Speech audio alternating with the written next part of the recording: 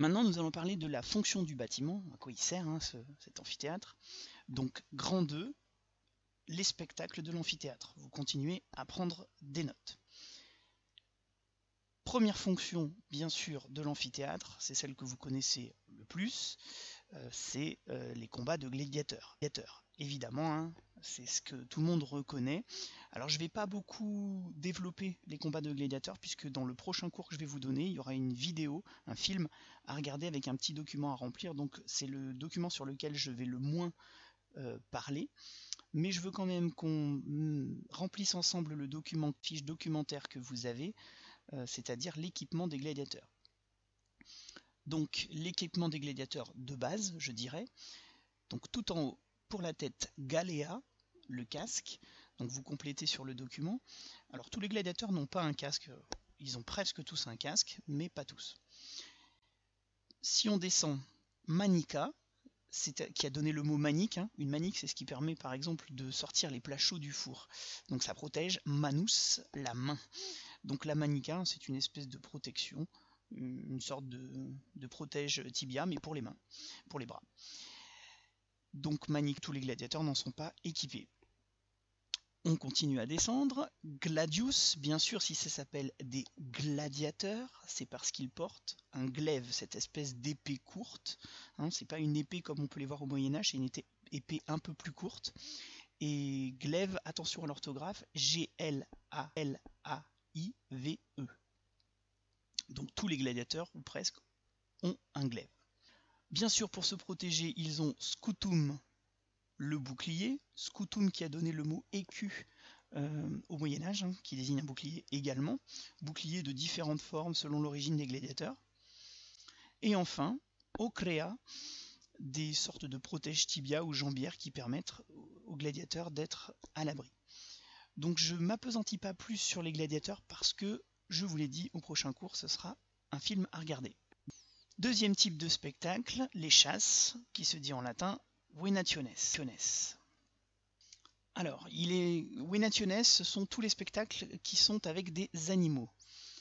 Première chose, même si ça paraît bizarre pour nous, il faut bien comprendre que les Romains ont une connaissance du monde animal qui est assez limitée. Je parle du romain moyen, évidemment. On n'a pas de photos, on n'a pas de vidéos, on n'a pas internet, donc les espèces que les Romains connaissent sont les espèces qu'ils côtoient, et le loup peut être l'espèce la plus exotique que les Romains puissent connaître a priori. Donc l'amphithéâtre, c'est aussi l'occasion, même si ça paraît bizarre, de venir découvrir des espèces animales exotiques, c'est-à-dire des lions, des panthères, des rhinocéros, des antilopes, des flamants roses, des choses comme ça. Donc l'amphithéâtre joue en quelque sorte le rôle de notre zoo, c'est-à-dire que les Romains viennent y voir des espèces animales, et souvent dans leur milieu naturel, c'est-à-dire que les Romains ne se contentent pas de faire venir ces animaux, ils reconstituent parfois leur milieu naturel avec des arbres, des rochers, des choses qui sont venues du milieu naturel de l'animal. Tout ça est entreposé sous le plancher dans les loges.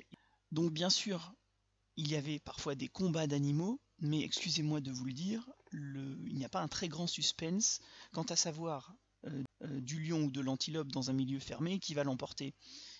Donc il ne s'agit pas tant de voir un combat entre ces deux animaux que de voir le lion et l'antilope évoluer dans leur milieu naturel, presque naturel. N'oubliez pas qu'il y a des spectateurs qui font du bruit et qui crient, ce qui devait beaucoup inquiéter, apeurer les animaux. Donc sur certains de ces combats, c'est plutôt voir les animaux dans leur milieu naturel, comme vous allez voir les singes manger dans un zoo par exemple.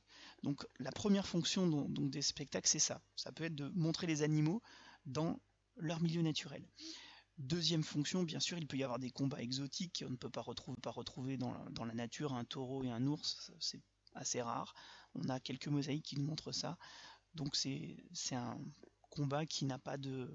Je dirais que c'est vraiment un combat fabriqué de toutes pièces pour le spectacle. Et troisième possibilité, il y avait aussi des bestiarii, B-E-S-A-R-I, c'est-à-dire des gladiateurs spécialisés dans les combats avec les animaux sauvages. Et là, en revanche, il s'agit bien d'un spectacle également monté de toutes pièces. Donc ces chasses, c'est vraiment une part importante des spectacles qui ont lieu dans l'amphithéâtre. Deuxième spectacle, Deuxième spectacle, si on peut parler de spectacle, les exécutions.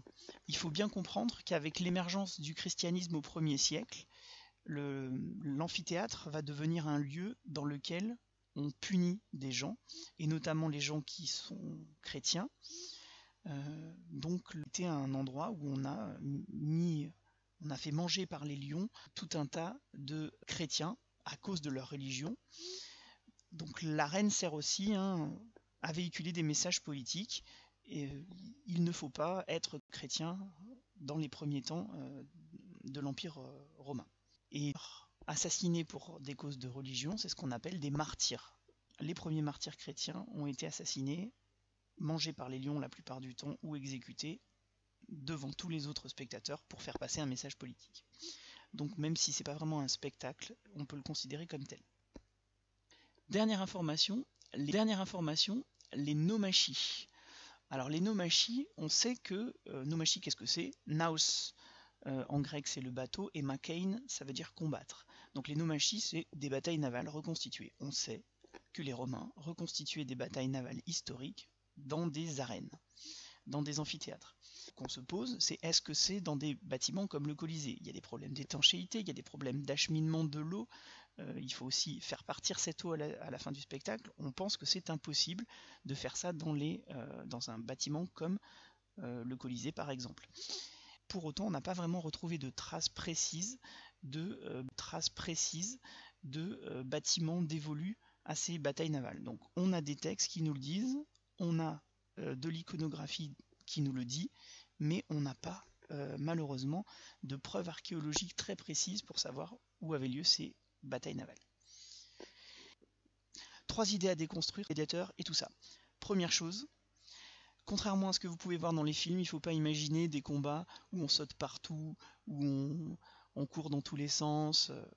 Rien que l'équipement d'un gladiateur, un casque de gladiateur, c'est extrêmement lourd. Donc il faut imaginer que ce sont de vrais athlètes, qu'ils s'entraînent, que c'est fatigant, et que les combats ne duraient pas 1 heure ou 2 heures, comme on peut le voir un petit peu dans les films reconstitués, et surtout pas avec toutes les figures que vous voyez, ça reste extrêmement physique. Donc ça c'est la première chose. Deuxième idée à déconstruire, contrairement à ce qu'on voit aussi dans le cinéma, dans la publicité, il faut imaginer qu'il n'y a pas de mort à chaque combat. Alors bien sûr, on a cru ça pendant très longtemps parce qu'on s'est fié à un témoignage d'un auteur chrétien qui était bien sûr anti-jeu du cirque et donc anti-combat de gladiateurs. Et on en a déduit qu'il y avait des morts à chaque fois. Mais il faut quand même réfléchir. Le nombre de combats de gladiateurs est très important sous l'Empire. On a un jour de fête, 1 jour sur 3, donc c'est important le nombre de combats de gladiateurs, et il faut bien se dire que s'il y a un mort à chaque fois, le vivier n'est pas extensible à l'infini. Donc il ne faut pas rêver, il ne faut pas dire n'importe quoi, il n'y avait pas de mort à chaque combat, et le fameux symbole du pouce vers le bas consisterait à mettre à mort un gladiateur. Ça non plus, ça n'est pas attesté, c'est une idée reçue. Et dernière idée reçue, très souvent dans les films on voit des courses de chars qui se déroulent dans l'amphithéâtre. Alors il a pu s'en dérouler, mais il faut imaginer qu'il y avait le cirque pour ça, et que ce serait très étonnant de faire une course de chars dans l'amphithéâtre, ce n'est pas sa fonction. Donc ça aussi c'est une idée qu'il faut. Le cours sur les gladiateurs est maintenant terminé, en tout cas pour la première partie. La semaine prochaine je vous passerai un film pour compléter tout ça.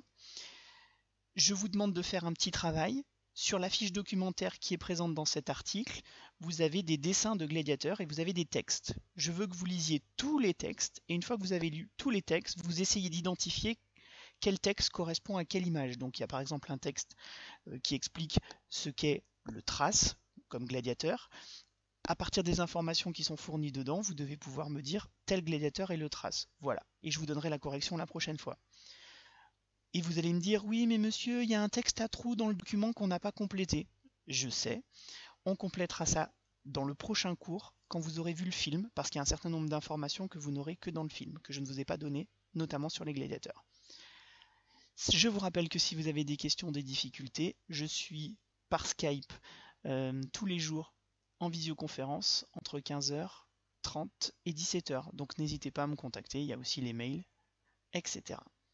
Au prochain cours.